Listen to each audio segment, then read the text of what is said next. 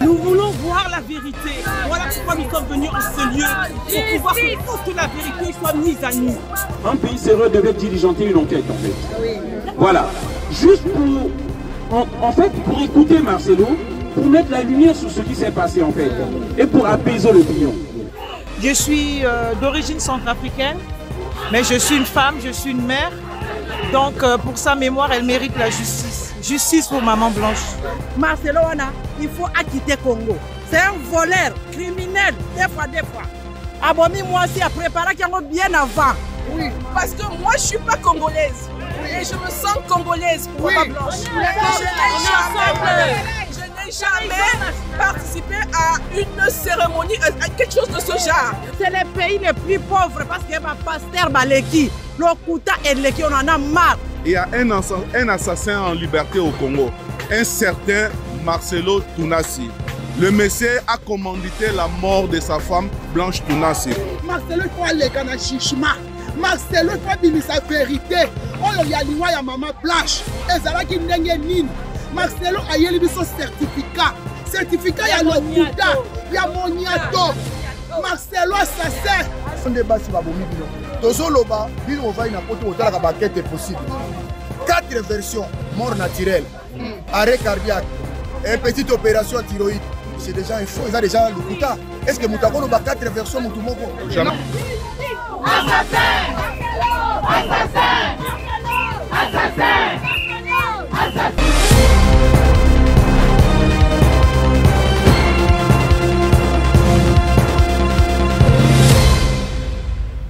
Voilà, madame, messieurs, bonjour, chers amis internautes, il y a FM Télévision.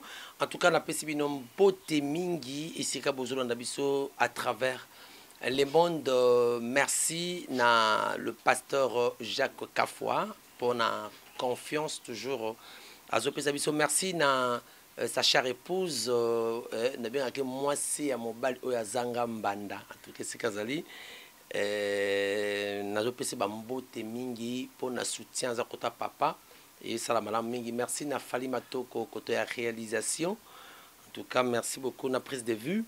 Que Dieu te bénisse. Puis les bande ko na senga bino kaka bo s'abonner massivement na chaîne na bino, bo na rater cloche à notification pour ne rien rater comme activité prochaine na chaîne na bino. Je crois la fois passée bo landa kengai en duplex.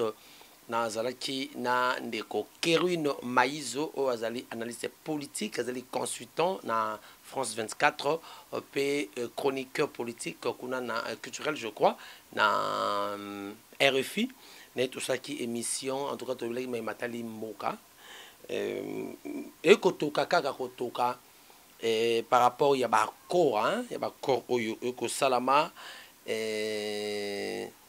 to ba nini RDC CD RDC a cédé na M23 bayukana oyo ezaki lobi mbuto mbuto tokolobela yango pina lelo mais tokolobela pe sous oyo ezo au sale encore ça fait couler beaucoup d'encre et de salive ezali après un an oyo il y a mort il y a Maman Blanche Tounassi ex moi si la défunte Blanche Tounassi moi c'est Marcelo. À Koufara le 12 juin 2024, tout le monde a dit maman, papa Nabiso Marcelo a se remarié qui n'a pas émission awa.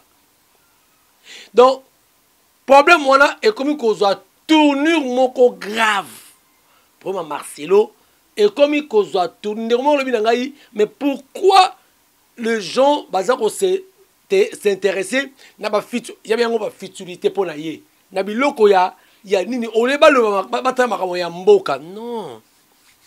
Nous parlons des choses, il y a Mboka, oui. Après, on a Makam ya Doha, tout le Washington, tout le Mboka guerre, il y a M23, FC, M23, Bananga. Mais, parce que Makambo, oh, comme il doit tourner, mon local, la couleur politique, na kat. Marcelo, oyoyo. Demoni, Mokili, et Kolobelango. On a vu une grande marche qui a été organisée, je crois, samedi, à Paris, au bailli combattant. Batamboli Bakolo ba Marcelo assassin. Marcelo, en tout cas, ça a vraiment incriminé le pasteur Marcelo. Est-ce que Marcelo a-t-il tort de se remarier? Qu'est-ce que les combattants ont reproché dans le pasteur Marcelo en faisant de marche pendant que le pasteur Marcelo n'est pas français? Le pasteur Marcelo c'est un Congolais. Mais qu'est-ce qui explique que Bango va marche Bango Lelo OP samedi au Soussou? Je crois na gare du na Château Rouge balobi marche monsieur Ezali c'est samedi le 23 contre l'institution Mboka contre Marcelo toujours. Pourquoi Baza toujours organiser marche contre Marcelo Toroy Bango Lelo? Tozana Maître Churamboma pour tout le monde qui est na katia marche wana nene to kobeta li solo na yango toyeba exactement qu'est-ce qui se passe na bango kuna bayi poto. Bonjour Maître Churamboma. Jimmy Boyembe, l'international Jimmy Boyembe, en direct de Kinshasa, la voix autorisée. Boni. Non, Ngolu, qui m'est allé dans Angola Nzambe. Boni bina be santé d'abord. Non, Ngola Sobate la yesu na songite tosali. OK. Maître Churamboma, la bi ke to lo la pe maramamboka, mais na nino to banana nous na oto na landi bino, je crois le samedi. Maître Churamboma une grande manifestation. Dimanche, hein? C'était dimanche le 17. OK. Dimanche, bon, ça dit maman na marche. Bon, Marcelo, assassin. D'abord, vous reprochez Nini na Marcelo. Et pourquoi aussi vous serez dimanche? Ouais, merci mingi d'abord na bande konso landanga basa la poser pas Jimmy Boyembe. Parce que awa na bandole ka mingi bolanda l'imbattable Churamboma et pas l'international Jimmy Boyembe. La limite bo traquer pour vous aso moi na komo le ka bo traquer été. Donc ouais, merci mingi d'abord na bana nanga Carmel et Carmelia, Chrissy Vimboma, Melvin Boma, Denicia la plus belle et plus blessing. Bon, na lobi bo to sali marche on a dimanche pour na ko dénoncer Marcelo. Marcelo c'est un meurtrier. Marcelo aza un assassin. Ndika ko muito tozana ba image wana abomi mama blanche o azaki congolais de kona biso muluba. Maître Chura abomi nini susu bo roloba. Oui, ba kene opération quand même. Non, au moins ici, comme vous avez information, tu n'as qui ça. Tant que vous avez un biso Jimmy Boyembe, boyo kaka makabuto zolo biso tozali banda côté Tiriki yango ezali côté bakenda ki baleka ki na Bruxelles bino bakoloba na bino bongo te poso bo meki bakokanga bino. Un monsieur qui yo na ebiko za mayele. Marcelo alobi ke na bimaki na mwasi na ngai samedi. Toke na ye tokomi na Turquie dimanche basali opération ngana zaki na 7e étage na yoki parfait nezo mata na compagne ka kufi na kiti na yoki ba namoni ba médecin bazolela ni na kitaki na sambela pona qui était déjà faux et ça la bongo te na médecine partout na poto wana premier version deuxième version habité na kenda kinde lundi na koma kikuna dimanche na lundi na komi kuna mardi na sambeli pona ma blanche abaka kokota na bloc opératoire déjà deux versions différentes. Maman Blanche a koufi na nini obozolo ba minga koufi na BBL yazaki na BBL baluba lelo BBL baluba akomo fingango akomo sepela na isha wana je reviendrai.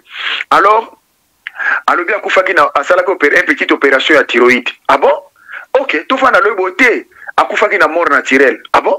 Tout fa na beauté ezalaki crise cardiaque. Est-ce que atayo moko ngo zola ndanga na ba Hollande ndanga na mokili mobimba? Est-ce que mutako kufa na maladie belé bo mbala moko na mobali na munoko ya soi-disant mobali na ye? Tout le monde est déjà flou, donc c'est meurtrier. Aza yé mutabomi maman wana. Donc au fait, tout ça na ba révélation mususu. On dirait maman wana pas kufaki na hôtel, na kufaki na hôtel, il a succombé na ba coup. Ba coup ya Marcelo. Mais na solo bana ba benga. Maître Chura. Donc deuxième non. Excusez. Oui, deuxième version zoya. Soko koloba ke selon bino le rôle a fait ba coup. Mais comment ndenge Marcelo alingaki maman Blanche? Est-ce que koko sala acte bakuwana ko betaye? Oui, ako sala yango. Et d'ailleurs na goya vandaka na mo bolingo no tuna nga susu bien bolingo. Pona nini? Parce que Marcelo biso na poto soki muta kufi lelo. pona oya eza likamba mbongo te po za na connaissance monseigneur Mosengo akufa na poto basala 2 semaines 3 semaines po bembe eza pona mbongo te il faut babenga ngo faut ko remplir ba formalité faut bayeba normalement ne maman on a kufi pa alungwa ki kisasa ke Bruxelles ake kuna na Turquie azalaki maladie fute azaki mutakenene ko si donc to yibi pe mort na yete parce que Marcelo a dit ko lobate donc na biso na poto médecine légale azwaka na nzoto face à l'autopsie ayeba kufi nani pourquoi kufi et ça l'a mis les mêmes jours Marcelo sa jui cercueil bou akeye na kisasa bakangi ndenge mona kana eza libanga pamba na banzete maman on a tikala na Turquie ateka nzoto nyonso c'est vrai. Mais tout ça, parce que acte de décès exact, mutasinya acte de décès zali pasteur na ye responsable ya compassion ya Bruxelles. Bon pasteur oya lobi a kutantseke na mama Esther. Te wana bandi mususu wana mutakabele mama Esther. Mama Esther aza mwasi na kala. Bakutanse aza mwasi ne bana mama blanche alaki. Aza deuxième bureau na ye. Le kuta aza deuxième ma papa ozo solo na révélation à Satan na pezali. Yo yebite ke na Bible ezaki na mutu bazako benga ye bar Jésus avec une esprit à Python azako landa ba disi baza batanza mais na suka nango Paul la telle mais yo za na molimo Python mais bazako mo le kwazo ba bien et molimo ngona na ishimine za yango wana donc moi si wana zaki moi si ne banda kala kuta sa bala ye déjà dans place azaki na bomoy abala était problème sa kufi abala ye déjà banda kala yango yo monite yo aux intellectuels oso mona basa la mariage religieux ça basa la mariage coutumier. Ah oui, hein, ça nous fait penser aussi. Hein. Donc, coutumier, ça l'a maté. Mais bon, voilà, merci. Comme déjà, bateau, baza maïli, bazo landanga, ozo solana muto baza na chance à cause na poto, ouais, ba réalité à poto. Marcelo a tué sa femme. Yango no moni to telemaki dimanche, to telemaki. Les aïka ba congolais, to moni te ba camerounaise, ba la ki on a ba malienne, ba la ki on a ba ivoirienne. C'est présence, il y a ba communauté africaine, ba congolais. Qui déjà message voilà, ils ont compris notre message et puis pour une information dans la marche sur samedi le 29 dans banana château rouge la République les sous kaka pona Marcelo donc au moni Turc au moni donc ils le 23 c'est le 29 non le 23 oyo samedi le 23 tout ça là qui le 17 tout ça sur le 23 samedi oyo au mona qui était na marche wana landa mutaliboma moko ya Turc azala ki wana ju photo à Marcelo zo fwa ke lango basoi achango na masoko na zo tiete la boy vous comprenez te et si comme ça basine ye moko kanda ye makam mutaliboma et les gars l'accent actuellement d'après tu vois interpréter comment mais mutaliboma na za Turc au mona qui était na simagol de na za na drapeau na bango ya ba Turc si kama kambele kaki tanga tali Marcelo bi abio seko bandi yango ye oyo ya bino bozo mone Marcelo ya zo mone lokola mutakufa déjà yango mona zo bakele basoi afandele na sa société la ye donc c'est meurtrier azaye mon côté bazana na fugitif mususu wa mukendi Paul Mukendi a viola bato na Canada boiti bakima vana na kisasa donc bango baza association de malfaiteurs yango mo tozo dénoncer tina suka Marcelo fa lobela biso mama na kufa na nini mais siko maître Churamboma eloko ko kamwisa bato ebele balabi toza makambo ebele ya mboka mais ndenge nini bamettre chomo babi bobundelaka mboka mais bokomiti kokokesala marche mpona Marcelo toza motive na nini mpona Marcelo kokesala marche bongo non tozobunda mpona Marcelo te il faut bakongole bayeba il faut omoni bakongole baza na amalgame trop na kotuna question moko mama oyo wana kufi mama Blanche mokolo azwaki drapeau aye na stade d'hiver mais na mbula ezobeta fukami aza kofukama mpona banani selo na bakongole so azolanda ngai kokufa alelaki mpona bongo lelo sikoyo lokola aza te biso tokosala malamu tokosala eloko mpona ye te po ye asalaki mpona bandeko asalaki mpona mama na ye te ntango afukamaki azolela na drapeau ya Congo mama na azalaki na bomoi bandeko no bazalaki na bomoi mais elle a fait ça pourquoi pour l'amour des autres. Bible elobi na biso un ami aime à tout le temps mais dans les malheurs il se montre un frère. Biso to landi en tant que sœur o asala ki symbole na ya malamu. Lokola mobali ne mutabomi un bandi. Yango na to lobi no lokolo za criminel to kokeno tina soka ba kokanga yo. Dede Marcelo abali na identité mususu. Identité abali ya Isheza yango te. Oh c'est pas vrai. Mais oui. Abali na que Marcelo te. Mais c'est vrai. Abali na que Marcelo to na ba document surtout. C'est Messi a kokoma na suka c'est un fou. C'est un fou. Tozu ba document na mairie parce que moto abali sake poto eza lokola kisasa te awa tokoya na biso na mairie to tuni mariage moto le kawa c'est pona ndeko na biso boy ah oui monsieur nani o to pe habiter ayaki na koma tunani te tunasi te ayaki na komo mususu voilà mondela za bongo ndeto yebi makamu nyonso tokoloba yango na ba vidéo mikolo ezo ya papa tozo sabino ba secret po boyeba ke bozana ba bandi Marcelo bandi Francis Tatu Muyibi Mukuna bandi Kankenza ndenge moko Denis Lesi tolo bakutu te ya sa ba tchai déjà na nzunga maya moto déjà banda kala donc tout le monde ce sont des bandits. Oh mais maître Chouamboma ouais c'est vrai mais ce que Tolandi pasteur Marcelo déjà après 10 ans le pasteur benga ka le frère le baka so Tolandi frère Marcelo ko la pasteur était pas ça donne grand et pas na bino za pasteur le baka na frère le ngana au moins na benga Marcelo d'ailleurs za congolais te foyeba congolais te toko koma wana sikoyo merci a lobby que kokuta yo lobby que Marcelo comme vous voulez dire à Sarakana Aïcha il y a longtemps pour plus de révélation mon lobby comment est-ce qu'on peut faire le mariage religieux sans passer par le coutumier ça c'est déjà une révélation oh déjà et baimbo kebe balandi barozo comprendre Jimmy Boyembe et le on a comprendre aux amayele faisons ceci to sali maman blanche akufa qui ça fait une année seulement mais à Bali na une année mais il a fait maintenant le coutumier pendant combien de mois Isoka na ina no mama blanche akufi et puis nazo bakisela yo boye tangu mama blanche akufi tanga kendaki na Espagne na bana mazalaki ne Esther mtaza kolambela bana wana bazaki na chambre na suite hotel moi sina ya kala moi sina ye moi sina ye comme ne baye bakite moi sina ye révélé bongo te ya lobby que c'est le pasteur de Belgique wana mais c'était un escroc alotaki ndoto yora la biso ndoto alotaki a lui boye azali ko côté aza fantire tout sur la maçon na biso mais la lobby papa pardon on a moto tika to pesa argument est-ce que Mukuna ndima ki asala makambo na Chibola na voiture est-ce que ça faux Chibola za le na Chypre za lokuta est-ce que Zawadi makambo réclama Mike Kalamba ya chef Fazili c'est faux Eliane balongoli c'est basé mais pas Moïse Mbiye c'est faux au monique Peniel makambalo basala pas Mike Kalamba c'est faux au monique bino boza omike boza ba journaliste boza la kana vérité bolanda ka sentiment wana te point un jour boza la redevable devant Congo ozola na mutazo ko kosa makambo na ye apesi plus de 5 versions na liwa mutu moko avançons papa ce sont des bandits. Moi je parle maintenant de la rencontre da bangona mais Esther Lobi mais nazolo banoke akosi mama na lobi na yo ke akosi aux intellectuels bakoko kosa intellectualité c'est un homme qui est évolué dans une année on veut que ça la mariage dans une année après la mort de ta femme mais pour ça là qui coutumier mon colonie pose-toi des questions bon on sera une preuve et puis papa nani wana après 9 mois liwa ya ma blanche peut-être. Est-ce que ça normal un pasteur à l'obagi na biso que ya sala na maman blanche fiancée il y a 5 ans après il bala ibo la ko sala fiancée il faut besoin temps et puis à l'obagi na biso plus fort que avant bala moi si faut yeba est-ce que on comprend de tel azar ventilé parce ça yeba qui déjà moi si ne poye muta l'obagi avant bala moi si faut yeba ba so maranta bana ça quitter c'est ça langage non on ça ni tout na ba prédication na est-ce que muta boye ndio zingwa do discuter na ki alobi nzamba lobaki papa to kitu pusa na kolanda ba bandi wana te bon organiser marche. Mais lui, au lobby Kazaï congolais, pour yo, Azanani, mais pourquoi vous organisez en France pendant que lui n'est pas français?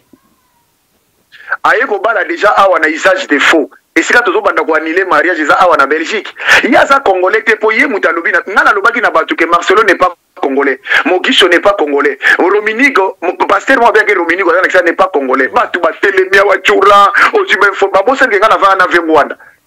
Biso batasa mai biso to yebi kokota sa mai na information tout le monde a Marcelo lobi ma femme elle est étrangère comme moi aussi je suis étranger tant que tout le monde comprend que libano-malienne yé pas lobi yé Marcelo lobi na étranger maloba qui étranger na état zanani de père ou de mère c'est un étranger si on a tout discuter ma cambe étranger donc tout discuter ma Méliezer tout ça ba congolais tout ba kino tout discuter ba mbokati moko boye ba yé na mboko na so ko ko maté biso papa tout sur la makambo surtout qu'il doit avancer Churamboma en tout cas voilà donc merci beaucoup donc le 29 Wolobi Mini Wolobi Bozat le 23 Bozat très déterminé comme ça Marcelo Tinasuka pour quelle finalité pour la Bozwanine à quoi ya compasser Koufa Topenin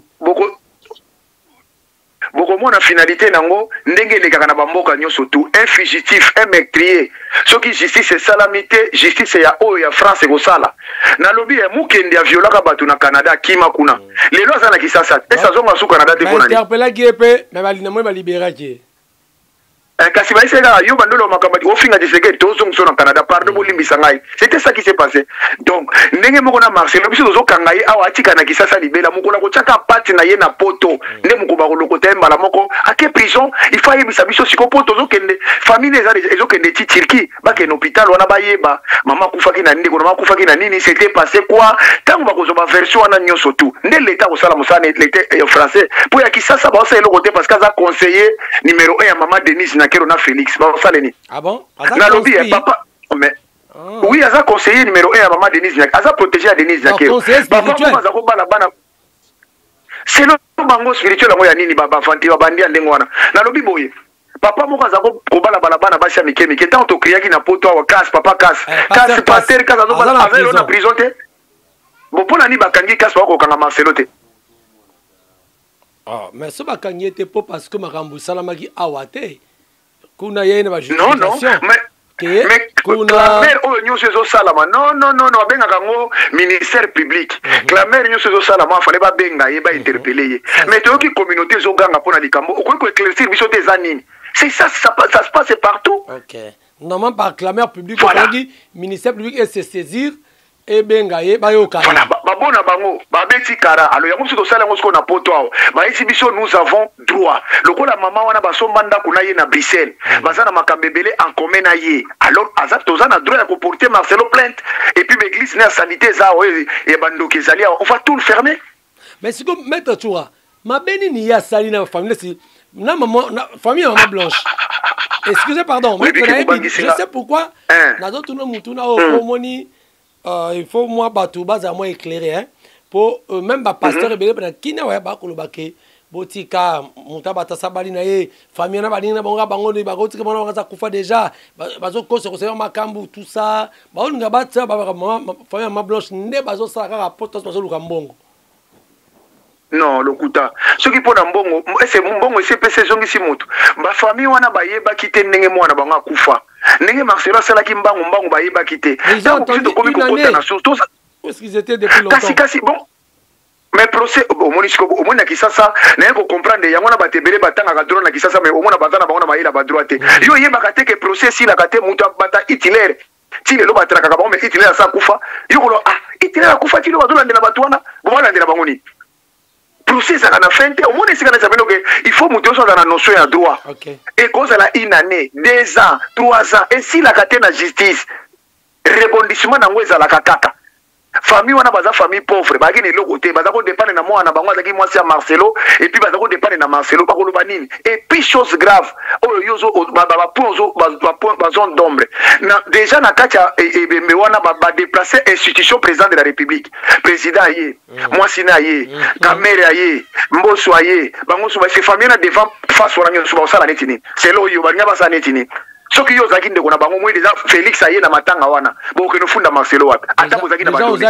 omoni bozo réfléchir bozo omoni ke bo réfléchir muke ba congolais so bazana Kisasa bozo comprendre te ba guru wana baza lié na église pour na ko détruire ba peuple bato bana ya Congo poto close sujet à Marcelo mutuna moko peut-être chula Marcelo oui mais nazo kana yote so pese ya solo bino boyibo banda ko frapper ba église de réveil il y a Oizana Poto. Pourquoi? Tozo yoka te za ya solo. Tozo kanga toutes les églises de réveil. Tozo déjà na initiative. Mais nazolo ba vous ezolo ba pasteur nyoso congolais bazo yoka. Et d'ailleurs tozo na besoin d'interdiction quand ndeto kanga ki musique pendant 15 ans. Ndenge pe tozo kanga tous les églises là ba pasteur nyoso congolais Kisasa mutako cha supata wana poto te. Onga kankenza fimbu. Onga inani mukuna fimbu. Onga i voici l'homme fimbu. Onga i walesa fimbu. Onga i mutombo fimbu. Onga i pasteur nani nyonso akocha pati na yawa te. Sauf pasteur moko azalaka na bris na bandal Onésime Ngindu l'homme de 3 points. Garçon wana za moi sérieux. Non. L'homme de 3 points Onésime Ngindu. Yo ke pas Onésime. Tout ça. On a réglé tout ça, l'exception par garçon. On a Onésime Ngindu, l'homme de 3 points. Garçon, on a pris Azalaki dans Moussala, on a biso. Tosu sur Roger Baka. Denis ne sikuto tosu. Au moins, tout le monde ne passe pas qui est on a biki sake, mais tout royo. Tu peux dire sur la main à moto. Donc, n'engezabo, tu dois quand même église pour Nanini. Ma Congolais, Mazola, Nana, qui s'assoit sur Boyoka. Awa na poto église et Zalagate. Awa na poto eza association. Non, on a dans une église na poto, comme on a association, Asbel. Sans but lucratif. Et l'ingolo banini, ils ont la loi ya 1901 ya poto. Ma pesa ya ngopo et aider communauté. Et l'ingolo va pesa bino aval wana association et l'ingolo bandeko wana ba bazana mikandate. Bo lukela bango ba avocat, ba sambela bango so ba nesika kolala te na ba église place bo juge ba association wana boko fungola porte bandeko bazolala, bandeko bazanga place ya kolala, ba bazana place ya kolia te bazwa kolia. Ndenge ba association zaka na poto ba resto di kero yo kaka sango wana ba secours populaire, ba biloko eze belé ba association wana ba opesa biloko. Mais et comme il pas na biso ba congolais et comme église ba komo zelango ba 10 000 na bo frande. Et longo association. Et comme il faut kutana pasteur faut 500 € pour yamba yo. Ah tant que toquer na préfecture il y a la police ou il y a maire il y a police il y a numéro 1 la police a dit non et ça vocation il y a association ils a bongoté ah bango ba commencer à bitoler mbi yo kokondi ma pasteur baza dimanche na église batu basili si soit disant association wana ba église atangi église akela na ndako me bandi mena musu bakela na bagara ya train ba musu bazangi place wala ba na balabala. Est-ce que vous avez dit en attendant passer au temps bango bokeli na secours catholique o ezapa église lokola bango soi disant omoni amalgame wana alors yango tu na biso il faut boya liboso nango comme ça biso to koya kotuna batu wana soki makamana ba osala ngo pourquoi to kokanga be église nyonso o eza na poto ba pasteur faut ba koma kosala omoni ba komi nene ba sala ka tete la pasteur libo munene vie claire pasteur azola lokola mutu nyonso meka naza temple naza musai na nzambe naza oya lokuta on a le couteau va vendre pam. On va les traquer jusqu'à la dernière trou. Mais les vrais aussi sont là, n'est-ce pas? On va évoluer. On a pas quand même zappé belé. Oh, peut-être retard quoi. Règle non. Règle non surtout exception ça a raté. Tout ça na sur 10, 9 baza ba faux. 1% baza bien au église on va tout bazater. N'est-ce pas pour la mettre Tchoura? Autant en aller au peut-être azama réputé. Oh to kokanga ya buluba kokanga to sana pasteur mo ko za répéter na bientôt na malamu oya malamu Daniel Panzu papa mo ba Daniel Panzu pasteur mo Daniel Panzu maza makasha koleka mais ya za makambo te mais papa mo ko azalaki akomona ebosira ba meko France kanga ina 2 millions d'euros ya ba congolais azwaka na ba dîme ba offrande na 4 églises balaki c'est Tina TV mais voilà c'est un homme de Dieu hein. C'est vraiment un homme de Dieu. Il a d'abord un homme de Dieu, c'est qui spirituel. Est-ce qu'un homme peut combattre un combat spirituel? D'abord, la spiritualité, c'est quoi? La spiritualité, c'est là veut dire.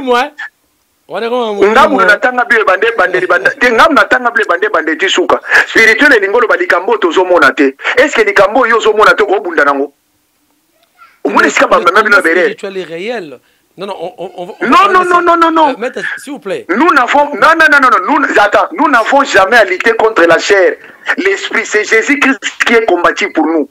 L'Éternel combattra pour vous et vous garderez le silence. C'est qui? Toza débat on a tenu on linga mukozu. Toza wana. Bible lobi na biso c'est à moi la rétribution, la vengeance. Qu'on place à pasteur les amis. Mais yo na H na yo bazo consulter na niveau le combat spirituel. Mais on dit que tu dis oui mais la banque yo. Tout nanga nini maître. Bazo ko raté mais moi je crois vraiment na musala ya bameko hein. En tout cas, wana yo mtozo croire nango yo yebi place ndime yo auta wapi d'abord. Soko poye ba auta na auta Togo. Et si ka zo ba kisine na Togo kuna yo zalaki na ye. Ozalaki na ye te oyebi pété. Si vous ozo croire nzambe oh yebi place auta na yete ndengeni. Biso to yebi et puis pour ton information Aouta na Togo azana mwasi na bana kuna atika awa na poto ayako zo mwasi ya batu ya papa ki papa auto kufa kalami te mwasi azana na ndako wana babota ne pete bana nyoso azaya papa wana tika na lo ba vérité te po bozana kisasa vous voyez seulement les gens bozo kutoye bozo yebate soko bozo so na muto ya yebi bachaka ne tembete soko ina mando beka yo ba mbodi nango okima bozo so na argument opesa te ça va biso zo la ne to midi prochainement alors to kanga parenthèse oyo je crois que bozongela yo kapona likambo mais na lina lo bana ba mama nyonso bazolanda nga bakolanda émission o même baza na poto surtout baza na ba province les 23 oyo toza na marche monnaie des châteaux rouges à la République pour dire la justice à Maman Blanche. Mes frères africains qui me suivent, les Camerounaises, les Gabonaises, les Maliens, les Ivoiriens, on sera là sorti métro Château Rouge vers 13h, jusqu'à place de la République. Venez nombreux, venez vraiment nombreux, venez nous accompagner pour cette lutte, pour ce combat. Et après ça, on va fermer toutes les églises. Ouais? Je crois qu'on a une image. Ok, pas de souci. Parenthèse, un coup d'œil, gouvernement Bimaki, Omoni, gouvernement remerciement selon certaines personnes. Ouais. C'est ça, bongo. Quand même, ça va, hein? Na lobby, est-ce que Moutouko la Mouzitou, Azaki Premier ministre Kabila Somba 500 Dabuya Yemoko. Déjà, le rôle de Bayiba qui m'a bien Félix habité Boyato Yiba sous bien, Potozo Kende. C'est ça. Eliezer na vie na bakanga ata na société auta mboka biso tozo mona ye aye na vélo na ye na ntaba na ye na makemba na ye lelo akomeli bino plan bokomi bino ba ndeko nanga ozolanda nga wana utanga makasi koleka meme ye tala etana otala eta Eliezer ndeko aza kuna na sima regi komo yenani Fali Matoko mbala pembe Fali Matoko bon ndeko nanga Fali Matoko wana nani Fali comme Fali Poupa Fali Matoko Fali Matoko bogar moko boy tala ye ajo azana ngole lazo defama pati lelo mais Eliezer auta mboka kuta ina kisasa tala place akomi bazui mwana oyo ba Emile eza musala na combat abundi Fali asali yango te nana bundi Eliezer nana bundi abundi nini oui, sur la gestion. Non, attention. Au baby chose journaliste monene Jimmy Boyembe, pardon. Ceux qui prennent la récompense à Bunda, bon bana Mamadunda la Torobani.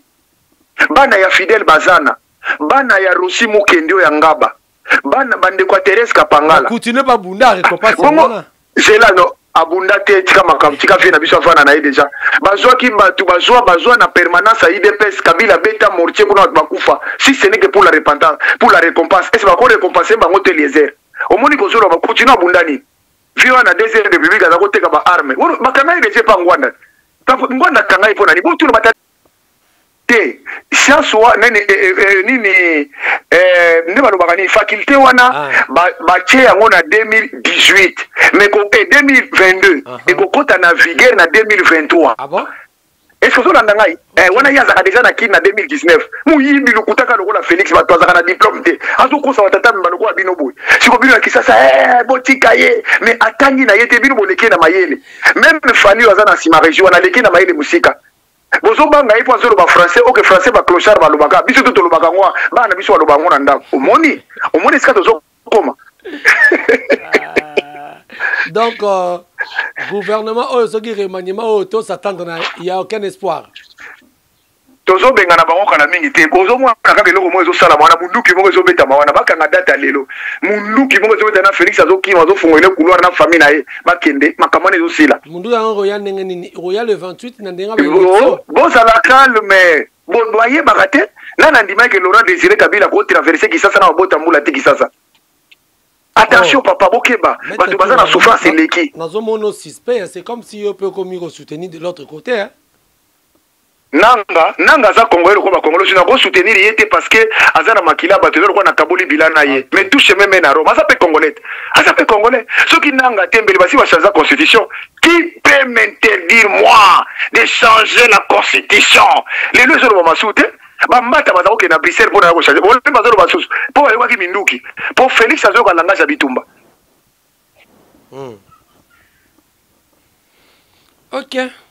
D'accord, Maître Tchourambo, moi je crois Nazwaki Openda, la hâte c'était pas merci vraiment.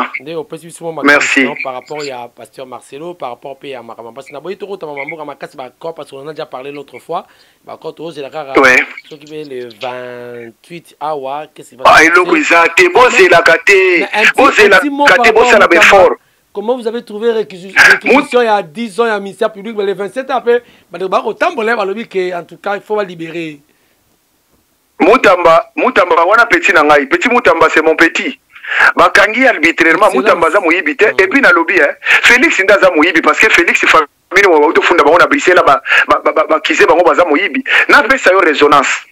Félix Tshisekedi tango balobaki nani kamera yibaki akena kisangana lobi no kamera za papa moko malamu bazo akojouer la malamu azali moyibite. Bozo se souvenir, mais mbonga 100 jours ezongate.